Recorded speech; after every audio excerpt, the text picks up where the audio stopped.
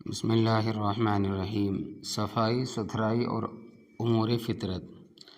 طہارت و پاکیزگی اور صفائی ستھرائی انسانی فطرت ہے، اور اس کا اثر نہ صرف جسمانی صحت بلکہ اخلاقی حالت اور فکر و خیال پر بھی پڑتا ہے۔ اس کا اندازہ ان قوموں اور طبقوں کی پستی خیال اور فکری انحطاط سے کیا جا سکتا ہے، جو گندی حالت میں رہنے، گندی چیزیں کھانے اور گندے کام کرنے کی کھوگر ہے۔ اسلام نے قدم قدم پر پاکی اور صفائی کا حکم دیا ہے۔ ہر دن 5 وقت کی نماز فرض کی اور ان کے ساتھ وضو کو ضروری قرار دیا۔ نفل عبادات، قرآن مجید کو چھونے کے لیے بھی وضو کا حکم دیا۔ اس طرح جسم کے وہ اعضاء جو کھلے رہتے ہیں اور نسبتاً زیادہ غبار آلود ہوتے ہیں، ہاتھ، پاؤں، چہرہ اور سر کے بال، وہ بار بار دھلتے رہتے ہیں۔ سارے کام ہاتھ سے کیے جاتے ہیں، اس لیے ہاتھ کی صفائی پر زیادہ توجہ کی ضرورت تھی۔ اس لیے وضو میں کوہنیوں تک دھونے کا تو حکم دیا ہی گیا، گٹے تک کا حصہ خاص طور پر مزید 3 دفعہ دھلوایا گیا۔ ناک کی صفائی کے لیے ناک میں پانی ڈالنے کا حکم ہوا، اور منہ کی صفائی کے لیے کلی، دانتوں کی صفائی مسواک کے ذریعہ موقت کی گئی۔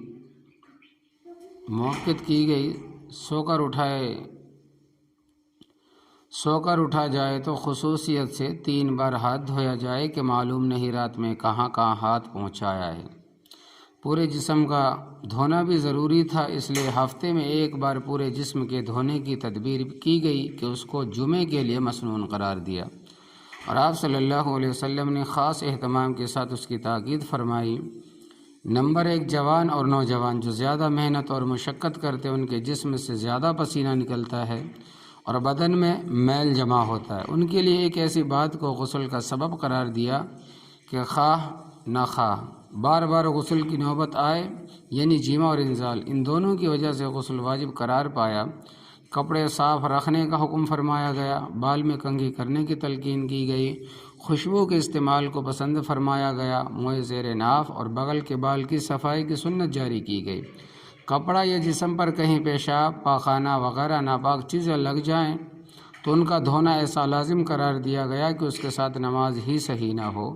اس طرح اسلام نے صرف صفائی ستھرائی کا حکم نہ دیا بلکہ اس کے لیے ایک مکمل عملی نظام قائم کر دیا، اور پیغمبر اسلام صلی اللہ علیہ وسلم نے اپنے عمل اور اسواء مبارکہ کے ذریعہ اس کو پوری طرح واضح اور بے غبار، نیز سہل و آسان بھی فرما دیا۔